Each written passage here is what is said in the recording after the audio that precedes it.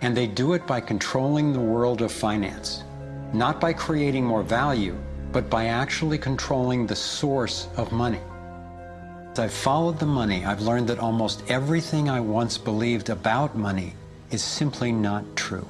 It's interesting how few questions we actually ask about very everyday things, like when we go into a bank and we ask for a loan of, say, $50,000, £50,000, what actually happens? You see, most people live their lives based on a kind of vague image of what happens. What actually happens is you ask for £50,000, they type into your account £50,000. That's all they do. They don't mint any coins, they don't print any money, they don't move any precious metal anywhere. They just put £50,000 into your account on a computer screen. From that moment, you start paying interest on money that has never, does not, and will never exist. It turns out that banks actually have about 9 times as much money loaned out as they have on reserve in their vaults. This is possible because of what's referred to as fractional reserve lending.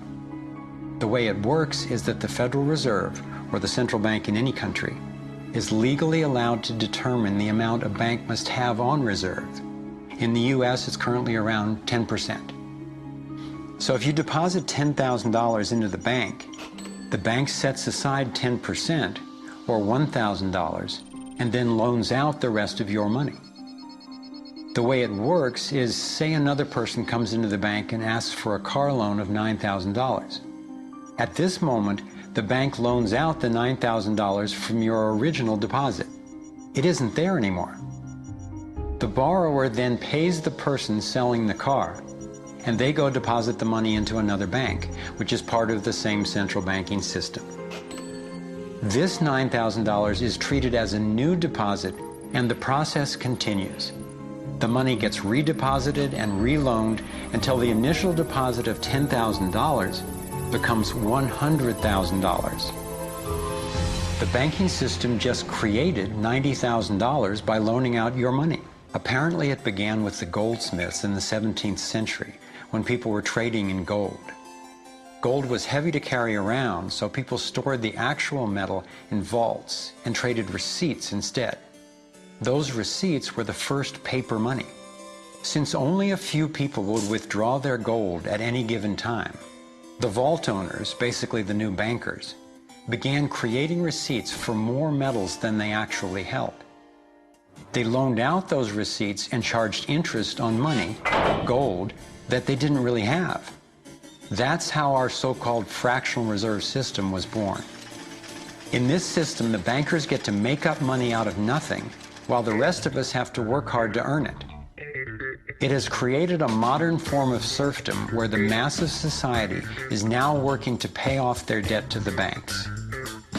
Under this fractional reserve scheme, we inevitably become debt slaves to a ruling class of financial elite, not because they are better or smarter than anyone else, but because they have rigged the system to benefit themselves at the expense of most people on the planet. Central banks are banking cartels which have gone into partnership with the respective governments in the countries where they operate.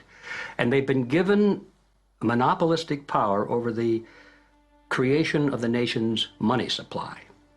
That's what the politicians handed to them as a gift, you might say, for the partnership. Now, in return, what do the bankers do for the politicians? They promise to create money out of nothing, now that they've got this legal power to do it, anytime the government needs it. And since 2008, we've witnessed the greatest fake money printing run in recorded history. This financial sleight of hand disguises the costs, hides who's to blame, and leaves us as debt slaves working to pay off the bill.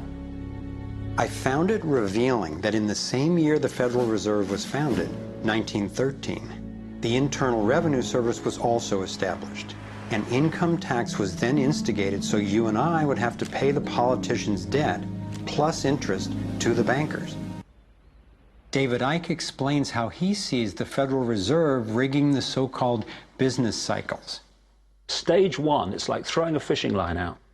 Stage one, you put lots of money, units of exchange, into circulation. You do this by pushing interest rates down, by making lots of loans. This is the part of the cycle we call a boom. Because there's lots of units of exchange in circulation, there's lots of money changing hands. That generates lots of economic activity. That generates jobs. And as more and more money is spent, there's more demand. So companies take out more loans of fresh air money to increase their production. People get confident in their everyday lives. Hey, you know, I work for this company. They've got lots of orders. It's really going great. My job's safe. I tell you what, we can have a bigger house. Then they start to change it. What they do is they pull the fishing line in. They push interest rates up.